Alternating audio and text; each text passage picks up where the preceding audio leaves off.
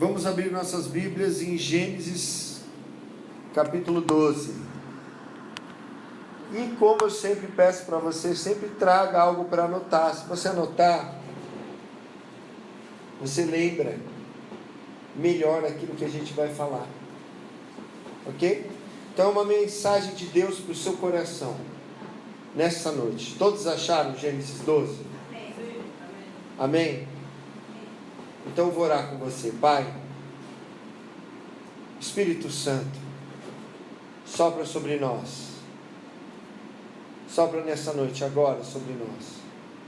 Nós precisamos de Ti para ouvir Tua palavra, para que ela dê muito fruto, para que nós possamos crer com nossos corações, sermos curados, trazermos salvação para as nossas famílias e trazermos salvação, Pai, para as famílias dessa terra, pois o Senhor abençoa a todos. Fica conosco, todo mal caia, e que o Senhor venha sobre nós nesta hora, em nome de Jesus, em nome de Jesus, em nome de Jesus. Gênesis 12, a partir do versículo 1, eu quero falar com você sobre famílias de Deus. É o tema da nossa campanha de sexta-feira. E diz assim: então o Senhor disse a Abrão: sai da tua terra, do meio dos seus parentes e da casa do seu pai, e vá para a terra que eu lhe mostrarei. Farei de você um grande povo, e o abençoarei. Tornarei famoso o seu nome, e você será uma bênção. Abençoarei os que o abençoarem, e amaldiçoarei os que o amaldiçoarem. E por meio de você, diga comigo, todos os povos da terra serão abençoados. Tem uma outra versão, diz assim: em ti serão benditas todas as famílias da terra. Diga comigo, em ti serão benditas todas as famílias da terra. Partiu Abrão como lhe ordenara o Senhor, e Ló foi com ele. Abrão tinha 75 anos quando saiu de Harã. Levou sua mulher Sarai, seu sobrinho Ló, todos os bens que haviam acumulado e os seus servos, comprados em Harã. Partiram para a terra de Canaã e lá chegaram. Abrão atravessou a terra até o lugar do carvalho de Moré em Siquém. Naquela época, os cananeus habitavam essa terra. O Senhor apareceu a Abrão e disse: a sua descendência darei essa terra.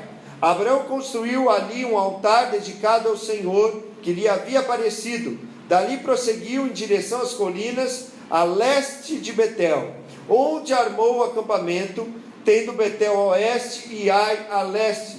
Construiu ali um altar dedicado ao Senhor e invocou o nome do Senhor. Depois Abrão partiu e prosseguiu em direção ao Negueb. Deixa sua Bíblia aberta. Famílias de Deus. Famílias de Deus.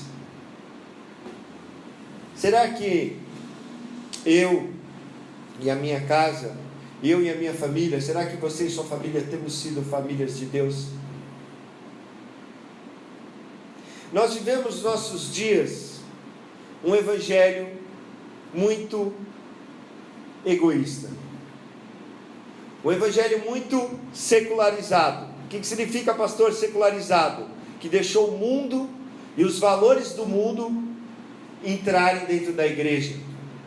Hoje as pessoas, maiorias, querem vir para Jesus para não terem mais problemas, para ficarem ricas, para não ficarem mais doentes e serem abençoadas.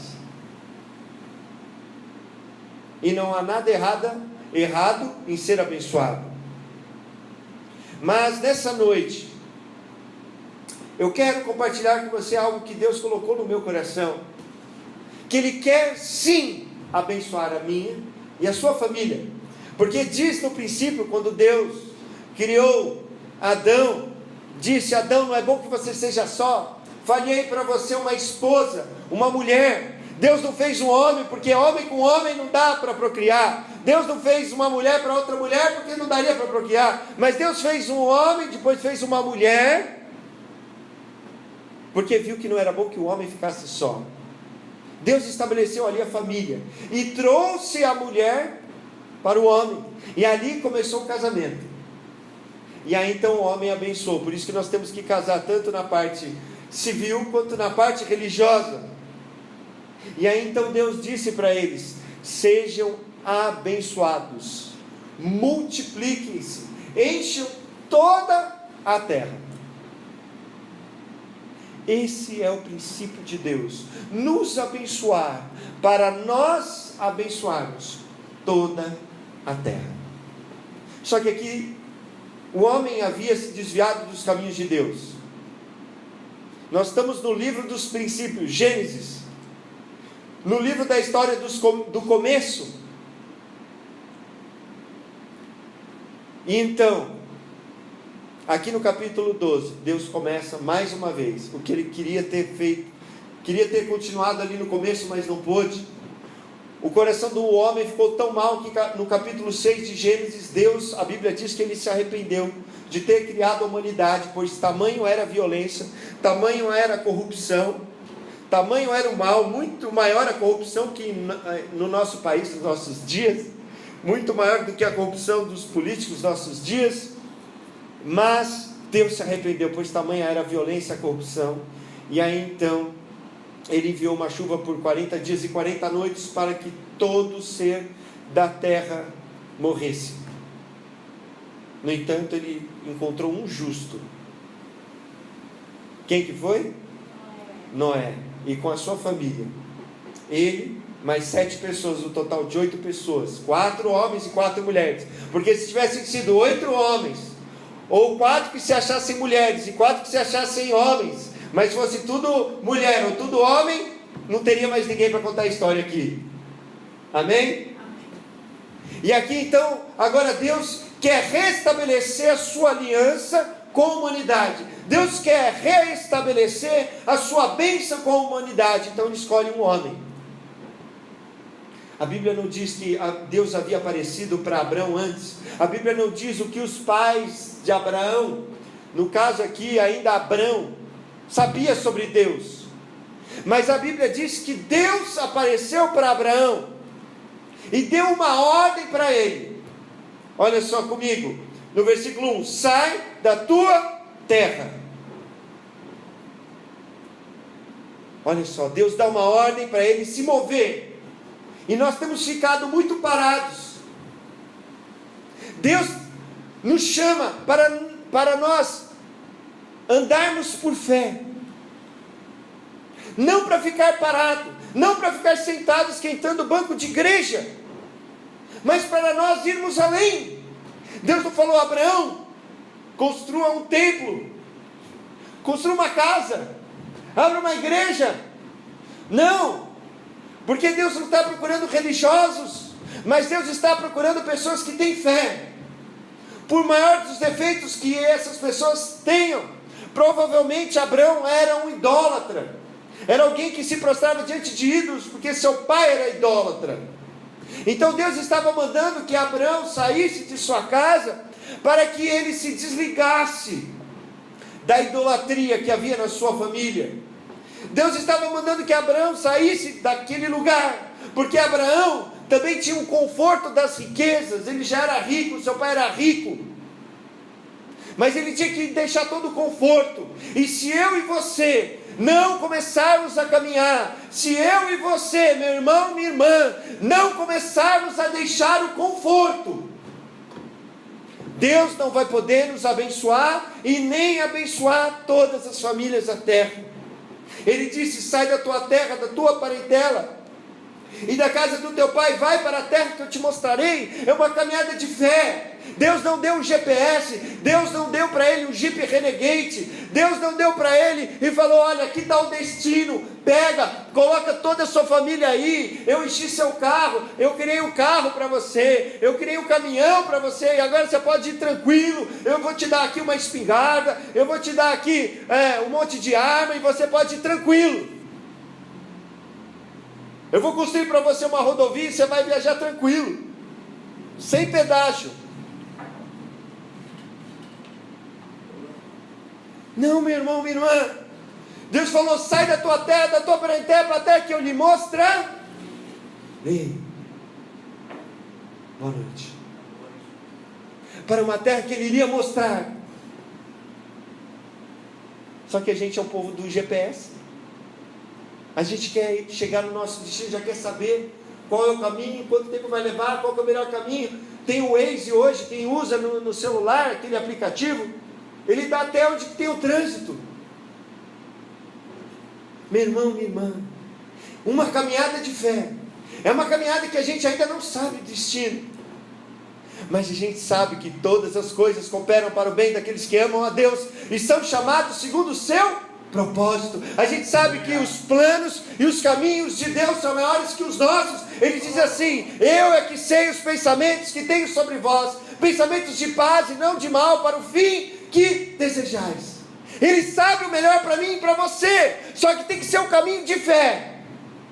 Então a gente ainda não sabe o fim, mas pode deixar que Ele tem um fim melhor para mim e para você. Amém? Mas nós temos que sair do nosso lugar, nós temos que mudar o que nós fazíamos antigamente, nós temos que quebrar os ídolos, nós temos que acabar com o conforto das riquezas, para partir para uma terra que Deus vai mostrar.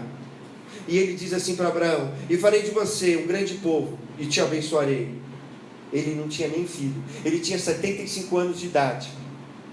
Nesses dias, ali no concílio, um pastor se aposentou com 70 anos na igreja metodista. O pastor, quando completa 70 anos, ou bispo, é aposentado compulsoriamente, ou seja, não tem como ele escolher, vai ser aposentado. E aí o pastor tinha um filho de 2 anos, porque a esposa dele faleceu, ele casou de novo. Só que a mulher que ele casou, para mim, deve ter uns 30 anos. Agora, Abraão era casado com Sara, e Sara tinha 10 anos a menos que Abraão. Se ele tinha 75, quantos anos tinha Sara? 65. Alguém já viu uma mulher de 65 anos ter filho?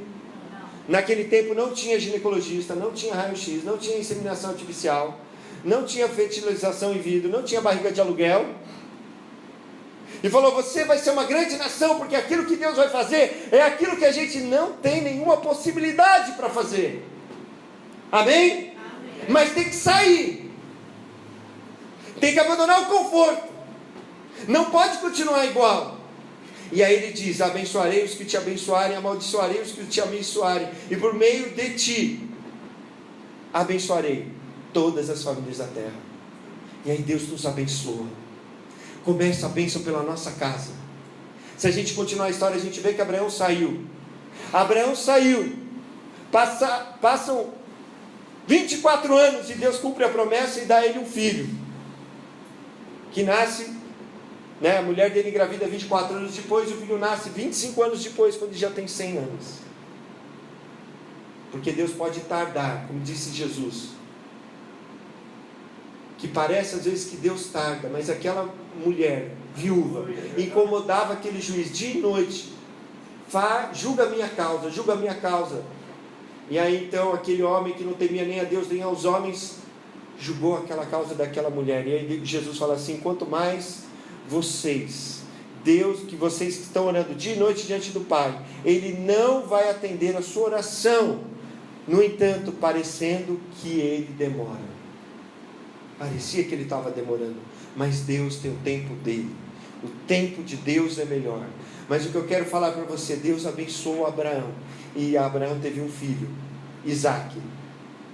Isaque significa, eu posso traduzir para você como sorriso, como riso, como rir.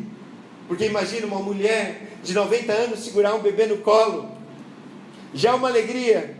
Com 30 anos, com 20 anos, imagine só com 90 anos, numa sociedade que uma mulher que não tinha filhos era menosprezada, era desvalorizada. A família terminava ali. Deus cumpriu a sua promessa, mas Deus só pôde cumprir a promessa dele para Abraão porque Abraão cumpriu aquilo que Deus mandou, mesmo sendo um homem falho. Se você acompanhar a história, ele vai mentir, ele vai esconder que a mulher dele é a mulher dele, vai falar que é a irmã dele. 2 vezes ele vai mentir. Você vai ver que ele tentou dar um jeitinho na bênção de Deus e se deitou com a serva da sua esposa, Agar, e teve um filho, Ismael, porque ele também era falho como nós. Mas eu quero convidar você agora a abrir a sua Bíblia em Romanos, capítulo 4.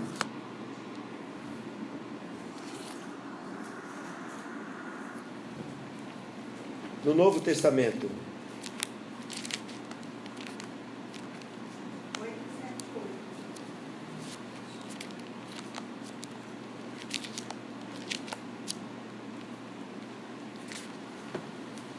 A partir do versículo 1. Diz assim: portanto, que diremos de nosso antepassado Abraão? Se de fato Abraão foi justificado pelas obras, ele tem do que se glorificar, mas não diante de Deus. Que diz a Escritura? Abraão creu em Deus, e isso foi-lhe creditado como justiça. Ou em outra versão, isso foi-lhe imputado como justiça. Meu irmão, para sermos famílias de Deus, nós temos que andar pela fé. Nós temos que deixar o conforto. Deus vai nos abençoar, mas só vai acontecer isso se nós crermos. Abraão creu no momento em que Deus falou com ele, e no dia seguinte ele arrumou as malas para ir embora. Você está entendendo? Para que a sua família seja salva, para que outras famílias sejam alcançadas pela sua família salva, porque nós queremos uma família completa salva, pai, mãe, filhos, filhas. Nós temos que agir pela fé. Ele creu em Deus. Como que ele creu? Ele saiu, ele foi, ele caminhou, ele peregrinou, e Deus estava com ele. Nós vemos a história, Deus foi indo com ele. Deus depois aparece outras vezes para ele. Deus continua fortalecendo a sua promessa, e assim vai ser a nossa caminhada. Deus vai continuar falando conosco, mas a gente tem que entender que Deus quer abençoar todas as famílias, porque Ele disse para Abraão: em ti serão benditas algumas, todas as famílias da terra. E se nós crermos, outras famílias vão ser abençoadas por causa da nossa família. Mas primeiro Deus começou a obra na casa de Abraão. Primeiro Deus deu um filho para Abraão, Isaque, o filho da promessa. E quantas gerações não se passaram até que viesse Jesus Cristo e se cumprisse aquela promessa a Abraão? Você sabe quantas gerações? Se eu não me engano, são 42 gerações que passam de Abraão até que Jesus vinha nascer, né? Sendo pai, sendo o seu padrasto, o seu, né, pai adotivo, José. Ele era tanto descendente por José quanto por Maria de Abraão. Amém? 42 gerações passam até que nasça Jesus. Mas primeiro ele foi uma bênção para a sua casa. Depois foi uma bênção para um povo escolhido, o povo de Israel. E hoje é uma bênção para todos os povos da terra, porque Deus amou todo o mundo. Amém? E deu seu Filho unigênito para que todo que nele crê não pereça, mas tenha a vida eterna. E agora, meu irmão, Deus quer fazer a obra na sua casa. Só uma irmã falou amém. Se você crê, o crer, se eu falasse que você ganhou na Mega Sena, nós não podemos jogar, mas se eu falasse que você ganhou na Mega Sena, você ia estar amém? Que você ganhou uma herança, você ia falar amém?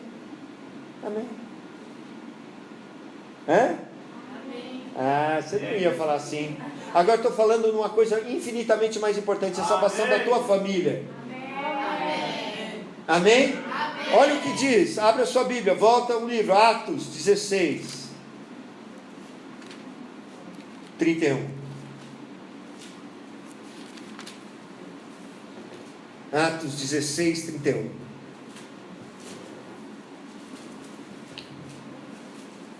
Glória a Deus. Quem está entendendo? Faz assim com a mão. 16, 31. E diz assim: eles responderam: creia no Senhor Jesus e serão salvos você e os da sua casa. E pregaram a palavra de Deus a ele e a todos os da sua casa. Naquela mesma hora da noite, o carcereiro lavou as feridas deles. Em seguida eles e todos os seus foram batizados.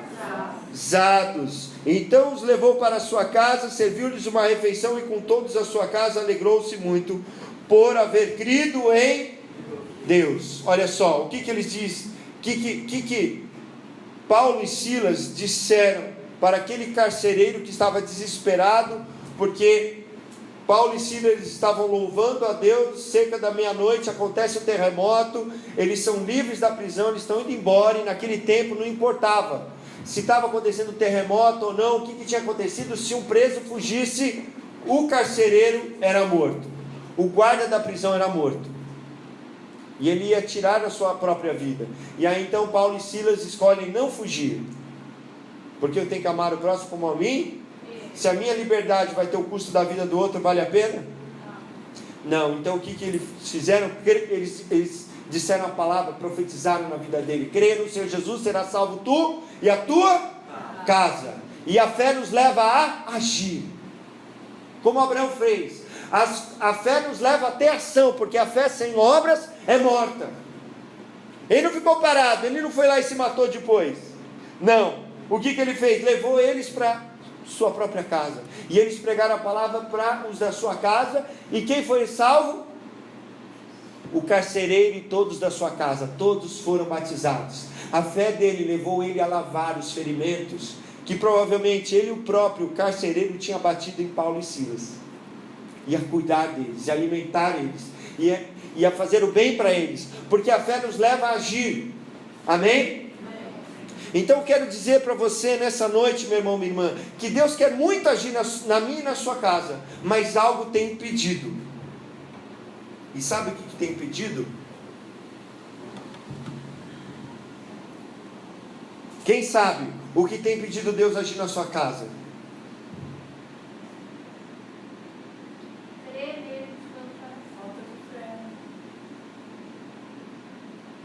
De quem? Do marido descrente? Não. Dos filhos descrentes? Não. De quem? O maior empecilho não é o diabo, porque ele está debaixo dos nossos pés. O maior empecilho não é o mundo. O maior empecilho somos eu e você. Então abra sua Bíblia agora em 1 Pedro. 1 Pedro capítulo 3. No final da Bíblia.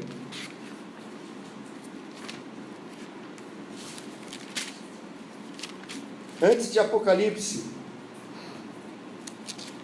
Quem achar a página passa a cola. Muitos têm a mesma Bíblia aqui, por isso que fala a página. 1 Pedro capítulo 3. Eu estou lendo na Nova Versão Internacional. Eu vou lendo, amém? Que página que é? 947. Por isso você tem que trazer um papelzinho para anotar, porque às vezes não dá tempo de você abrir, mas você abre esse texto, meu irmão. Essa palavra é para você aplicar na sua vida, não é só para você ouvir hoje e falar: ah, o pastor falou bem, o pastor falou mal, vou dar uma nota para o pastor. O que eu estou falando nessa noite é para você aplicar na sua vida. Amém? Porque a palavra de Deus, se a gente só observar, só interpretar, ela mata. Mas nós temos que aplicar na nossa vida, amém? Nós temos que colocar em prática na nossa vida, senão nós vamos morrer. Ela vira veneno para nós, amém? Só saber as escrituras nos mata, nos torna religiosos.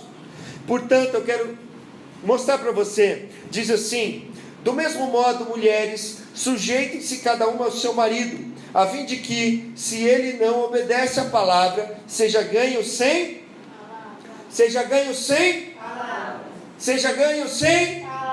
mulheres. Vocês têm que repetir umas 1000 vezes, os homens também que têm suas mulheres não crentes: seja ganha sem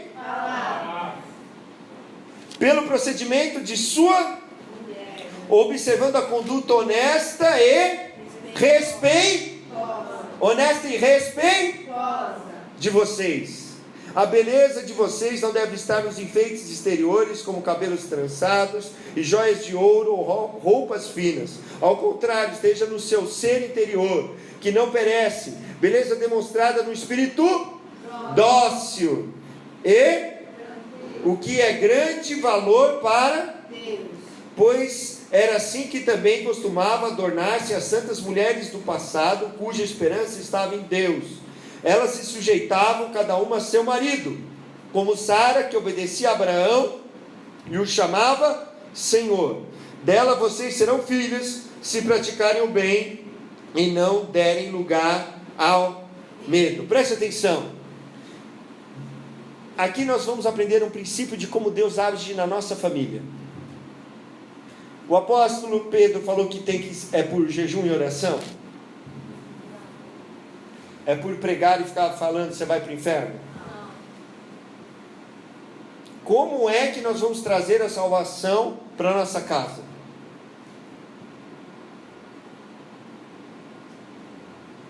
Está falando das mulheres, mas é um princípio para todos nós. Ninguém entendeu? Como que nós vamos trazer a salvação para a nossa casa? Vamos aplicar para a nossa vida. Pelo nosso... Oi? Amém. O Espírito Santo revelou para a irmã, amém? Pelo nosso testemunho. Mulher, preste atenção. Eu não estou falando que você não tem que orar e jejuar para ganhar o seu marido. Você tem que orar e jejuar. Pode orar e jejuar de noite. Mas se você homem ou pai ou mãe, que quer a conversão do seu marido, mulher, filho, filha, ficar falando na cabeça dele, ficar azucrinando a vida dele, se você ficar pegando no pé dele, e se você não mostrar Jesus Cristo com os seus atos, sem palavras, ela não vai ser salva. Você tem que mostrar Jesus Cristo, sem falar dele, e continuar orando e jejuando, colocando o joelho no chão lá no seu quarto. Mas Deus vai fluir através da sua vida, de tal forma que ele e ela vai se prostrar e vai falar: eu quero esse Deus, eu quero esse Jesus que você está me mostrando. Eles não vão aguentar, eles não vão suportar. Amém? Foi isso que ele disse. Não está dizendo que as mulheres não podem se enfeitar, porque todo homem gosta de mulher bonita, mas está falando que a beleza maior tem que ser interior, porque não adianta ficar linda, maravilhosa e ser aquela mulher rixosa, porque a Bíblia diz que é melhor morar no deserto, ou melhor morar entre o telhado, entre o forro e o telhado, morar no fogo, que é um lugar bem quente, do que morar com a mulher rixosa, ou seja, morar com qualquer pessoa que fica azucrinando, gotejando como uma gota que fica caindo na sua cabeça, pim, pim, pim, pim, pim, pim. Ninguém aguenta. Amém? Então como que Deus vai agir na minha e na sua família? Se nós crermos. E crer não é só conversar Jesus com a boca, mas tem que crer com o coração. E o crer com o coração envolve uma vida fiel, fiel à palavra de Deus. Se você quer o seu filho, sua filha, seu marido, sua esposa salva, você tem que ganhar pelo seu testemunho. Você tem que ser a melhor pessoa. Você tem que ser paciente. Você tem que ser longânimo. Você tem que mostrar o fruto do Espírito: amor, alegria, paz, benignidade, bondade, fidelidade, mansidão, domínio próprio, fidelidade. É isso que você tem que mostrar. Tem que ver o amor de Jesus na sua vida. Você tem que tomar de um lado e dar o outro. Você tem que retribuir o mal com o bem. Não tem jeito. É assim que Deus vai agir na nossa família. E por isso que muitas das vezes nós estamos salvos e a nossa família não. E se nós ganhássemos pelo menos a nossa família, já ia mudar muitas estatísticas. E eu quero dizer para você que a maior investida do diabo é com os homens. Tem mais mulher na igreja do que homem. Sabe por quê? Uma pesquisa feita pela CEPAL, que é um instituto que não é de uma igreja, mas que ajuda pastores e igrejas, diz que quando um filho de uma família ou uma filha se converte, sabe qual que é o percentual de que a família toda seja ganha para Jesus? Cerca de 25%. Se um filho ou uma filha mora ainda com os pais, se converte, a porcentagem de que todos da família se convertam é 25%. Agora, se uma esposa, uma mulher, uma mãe se converte dentro do lar, esse percentual aumenta para cerca de 35%. Melhorou ou não melhorou? Agora, quando um homem se converte, esse percentual sobe, se eu não me engano, para 93%. Então, a maior investida que existe, você vê pela Bíblia. O carcereiro se converteu, quem se converteu com ele? Toda a sua casa. A maior investida do maligno é contra o homem. Porque se o homem se converter, a família toda se converte. E a Bíblia diz que a mulher sábia edifica constrói o lar. E a mulher louca, insensata, destrói com as próprias mãos. Então, meu irmão, minha irmã, Deus está nos chamando para ser famílias de Deus, que começa com a salvação da sua própria casa, mas depois que vão resgatar outras famílias. Deus está chamando a sua família para ser salva, para Ele poder alcançar outras famílias. É muito mais difícil uma família dividida. Uma família, foi isso que Jesus disse, que um reino dividido, uma casa dividida, ela não subsiste. Ela alcançar, ela evangelizar e fazer um trabalho frutífero com outras pessoas. Porque Deus nos abençoa, como abençoou Abraão, para nós abençoarmos todas. Diga comigo, todas as famílias da terra. O seu vizinho de cima, o seu vizinho de baixo, o seu vizinho da esquerda, o seu vizinho da direita, o seu vizinho da frente, o seu vizinho de trás. Você está ali, eu estou ali, para que eles sejam alcançados para o reino de Deus.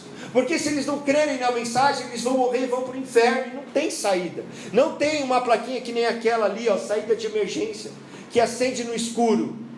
O inferno não tem saída, não tem segunda chance. Morreu, está lá, não vai sair nunca mais. Mas também o céu não tem saída. Amém? E a morada que Deus escolheu para todos os seres humanos. A Bíblia diz que Deus criou o inferno para o diabo e seus anjos, para os demônios, e não para nós. E por isso eu quero te desafiar nesses dias a nós orarmos e jejuarmos pela nossa família. Eu quero convidar você, meu irmão, minha irmã, a nós fazermos uma lista, e eu vou colocar também no grupo do WhatsApp da nossa igreja, para nós lembrarmos dessa oração, colocar todo dia o nome das famílias, nós orarmos dia e noite. Mas não vai adiantar nós orarmos dia e noite e jejuarmos sem nós fazermos a nossa parte, do nosso testemunho, do nosso caráter transformado, porque Deus quer salvar a sua família por completo. Amém? Então eu quero orar com você e por você. Eu vou pedir para a irmã Miriam, você pode vir aqui na frente, ela vai anotar, eu quero todos os seus familiares, né? Pai, mãe, filhos. Se tem mais alguém que mora na sua casa, uma avó, um avô, um tio, uma tia, pode colocar o nome também. Pode ser a irmã Dirce ou a irmã Miriam, tanto faz. Só depois me passa, coloca no grupo. Nós vamos orar toda sexta-feira. Amém? Nós vamos também fazer jejuns. Vamos fazer um revezamento de jejum. Quem vai jejuar na segunda, quem vai jejuar na terça, quem vai jejuar na quarta. Nós vamos fazer a oração todos os dias de jejum, nós vamos fazer um revezamento. Até que todos sejam salvos. Nós não vamos desistir. Mas você tem que entender que se você não mudar o seu proceder, o seu testemunho não vai adiantar. Vai ser jejum de tolo, oração de tolo. Vai bater no teto e vai voltar. Amém? Então vem aqui para frente. Nós vamos orar juntos. Amém? Coloca o nome da família de cada um.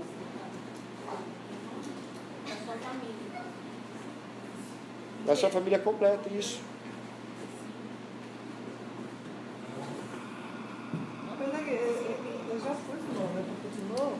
Mas esse é o novo. Tá? Estou fazendo um novo, limpo, bonitinho. Vocês que estão começando a campanha. Amém?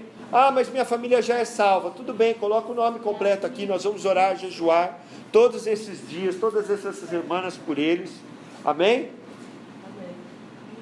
Nós vamos orar também para nós sermos uma bênção, para nós alcançarmos outras famílias. Ah, pastor, minha família está inteira salva. Então agora é hora de você começar a sair e alcançar outras famílias. Amém. Amém? Glória a Deus. Não foi o que Jesus mandou? Ele falou: ide por todo mundo os pastores? Ide por todo mundo os evangelistas?